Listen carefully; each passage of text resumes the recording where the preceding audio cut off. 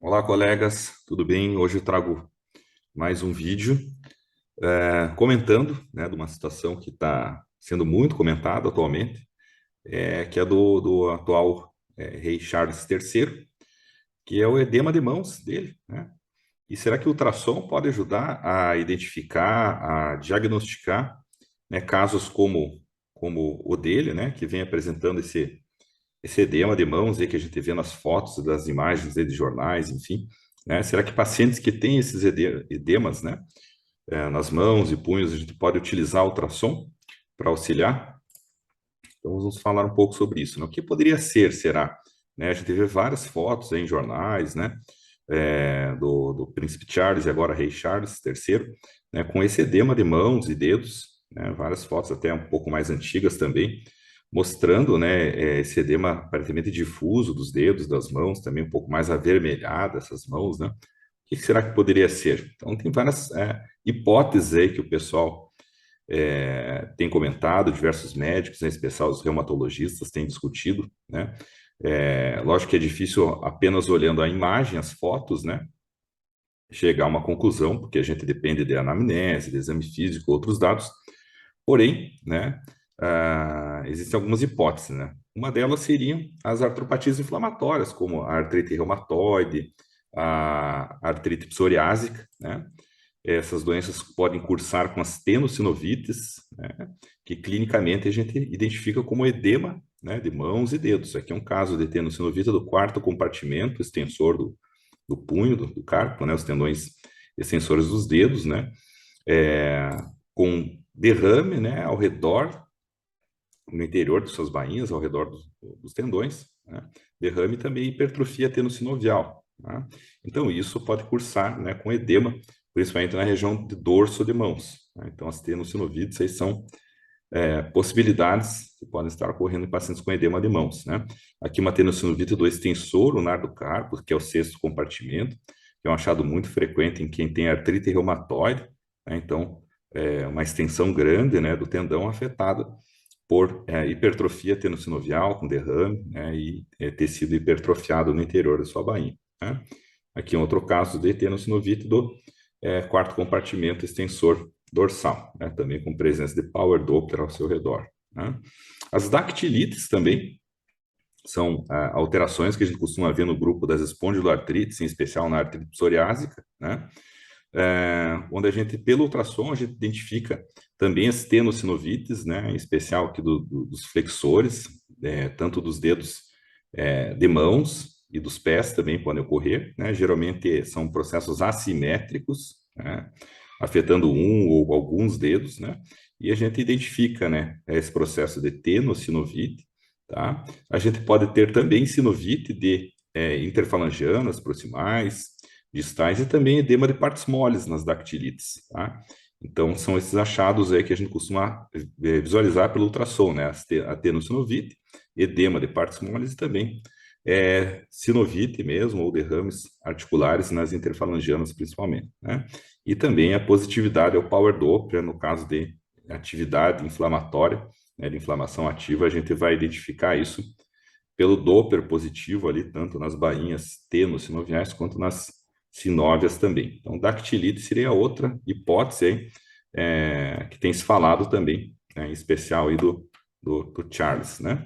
Artropatias por cristal, então, a gente sabe que são as artrites por cristais, elas costumam dar crises de processo inflamatório, porém tem pacientes que cronificam, né? Esse é um caso meu do consultório, né? Um paciente que chegou com a mão desse jeito aqui, um edema de mãos, inclusive tinha o que a gente chama de pitching edema, né? Com um edema depressível, né? Quando a gente fazia a compressão, apertava, né? Fazia a pressão nesse edema de partes moles, e ele tinha uma tenossinovite por agregados cristalinos, né, no interior, aqui uma tenossinovite do quarto compartimento, corte transversal, com uma positividade importante ao Doppler, né, aqui longitudinal também, e a gente notava que tinham múltiplos pontos, né, de agregado cristalino, microcristalino no interior dessa bainha tenossinovial, tá? Então era um caso de artropatia por gota, tá? Fazendo esse edema também na região dorsal das mãos, né? Então aqui é um vídeo mostrando, né, esses múltiplos pontos hiperecogênicos ali no interior, né, da bainha tenossinovial, tá?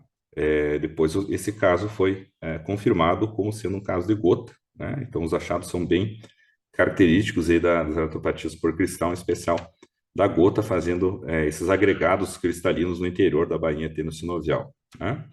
Uma outra entidade que é mais rara, né, que a gente pode também levantar a hipótese de pacientes que têm edema nas mãos, é a chamada RS3PE, né, que traduzindo ela fica como sinovite simétrica soronegativa, né, com fator reumatoide negativo, remitente, que ela costuma vir em crises, né, é, esporádicas, né, ela costuma ter crises de repetição, né, com edema depressível ou compressível, né, das mãos, né? Então a gente faz um edema, que na tradução seria pitching edema, né? O edema é como se fosse um cacifo, entre aspas, aí nas mãos, né? Quando a gente faz a compressão, fica aquela marca, aquela depressão, né? Então é uma síndrome rara, né? Caracterizada por poliartrite simétrica, que envolve, né, o esqueleto apendicular com edema depressivo das extremidades, tá?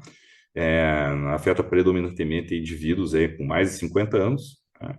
E habitualmente vai ter o fator reumatoide negativo, né, e costuma dar uma boa resposta a baixas doses de corticoides, tá? E essa entidade, né, a RS3P, ela pode ter uma associação com doenças, com neoplasias, né, malignas, né? Então é sempre importante fazer uma avaliação, né, uma busca ativa nesses casos da RS3PE, tá? E nesse caso aqui também o ultrassom a gente pode lançar mão do ultrassom para nos ajudar no diagnóstico, né? Além de toda a parte de clínica, né? Exame físico, anamnese, tudo, o ultrassom pode ajudar justamente para identificar, né? A sinovite, né? E também tenossinovite, além do edema, né? De partes moles. Esse aqui é um caso nosso do consultório, né? Um caso já antigo, quando o paciente tinha uma sinovite radiocarpal intercarpal e tinha também tenossinovite do quarto compartimento, tá? Esse caso foi apresentado, inclusive, no Congresso Brasileiro em 2018, né, lá no Rio de Janeiro, né, como pôster, né, mostrando aí o ultrassom como método auxiliar para o diagnóstico aí da RS3PE. Existem vários artigos também corroborando isso, né, tanto o ultrassom quanto a ressonância magnética, que são excelentes métodos para avaliação de partes moles, né, esse aqui são imagens desse artigo científico aqui, do Arthritis, né, mostrando então edema de partes moles, né, e também a tenossinovite associada aqui nos extensores, tá? A esclerose sistêmica, né, que é a esclerodermia, também pode apresentar edema de partes moles, né, edema nas mãos, tá, e dedos, né, que a gente chama de puffy fingers nos livros, né? Isso aqui é uma foto do livro do Hochberg, tá? Mostrando então essa mão edemaciada, né, um endurecimento da pele, então existem algumas diferenças também, né, os dedos e a pele dos dedos da mão ficam mais endurecidas também, né? A esclero, ela tem os seus critérios diagnósticos, né? Os últimos critérios do ACR do EULAR 2013 levam várias pontuações, né? Em especial aqui a presença de espessamento de dedos, né? Das mãos, né? E também outros exames, né? Incluindo a capilaroscopia periungueal, né? A gente não tem a ultrassonografia aqui como critério diagnóstico, né? Aqui é uma imagem nossa da clínica aqui de exame de capilaroscopia, tá? Então existe uma pontuação, quando tem mais que 9 pontos, né? 9 ou mais, a gente consegue classificar o paciente como portador da esclerose sistêmica ou esclerodermia, né? Existem alguns anticorpos, também outros exames aí que a gente faz e um achado clínico característico é o fenômeno de Raynaud, né? Mas o ultrassom a gente pode também, apesar de não fazer parte dos critérios, né, a gente pode utilizar ele para ajudar na avaliação de pele, né, especial espessamento, né, da derme, né, são achados aí que a gente costuma ver, principalmente usando transdutores de alta frequência, de 18 MHz ou mais, né. Esse aqui é um estudo onde eles fizeram a comparação de indivíduos saudáveis com indivíduos com esclerodermia, né, mostrando que realmente existe um aumento, né, da derme desses pacientes quando a gente faz comparação com indivíduos saudáveis, né?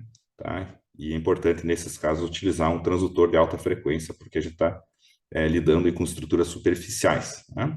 Além da avaliação dessa espessura, né? Alguns estudos também mostram o uso da elastografia, também pode auxiliar na avaliação desses pacientes com esclero, né? Mostrando uma área mais azulada aqui, que é um tecido mais duro, no caso, né? Com uma consistência mais elevada, mais endurecido, tá? Então, alguns estudos mostram também a diferença, né, quando a gente usa a elastografia para fazer a avaliação de pele desses pacientes com esclerodermia. né? Então, né, em resumo, né, o ultrassom ele pode sim auxiliar no diagnóstico desses pacientes com edema das mãos, independente da causa, né, da doença de base que a gente está pensando, né? O ultrassom é um excelente método para que a gente possa avaliar estruturas de partes moles, desde a pele, né, até os tecidos mais profundos, né, os tendões, as bainhas tendinocinoviais e também as membranas sinoviais, né, sinovites também são muito bem avaliadas, né, por meio da ultrassonografia, tá? Então, o ultrassom realmente ele pode auxiliar na investigação, né, na definição do diagnóstico dos pacientes com edema de mãos, tá bom? Se você gostou desse vídeo, curta e compartilhe, né? Se você estiver assistindo pelo YouTube, aproveite para se inscrever no nosso canal e também ativar as notificações para não perder nenhum conteúdo, tá? Esse é o meu site, ultrassomreumato.com.br, se você tem interesse em se aprofundar mais na ultrassonografia reumatológica, né? Eu tenho os meus treinamentos, né? Os meus cursos, tanto online quanto presenciais, e também meu programa VIP de acompanhamento de alunos, que é a mentoria Ultrassom Reumato, né? Todas as informações se encontram aqui pelo site ultrassomreumato.com.br, tá? Eu vou ficando por aqui. Um grande abraço e até os nossos próximos vídeos. Até mais.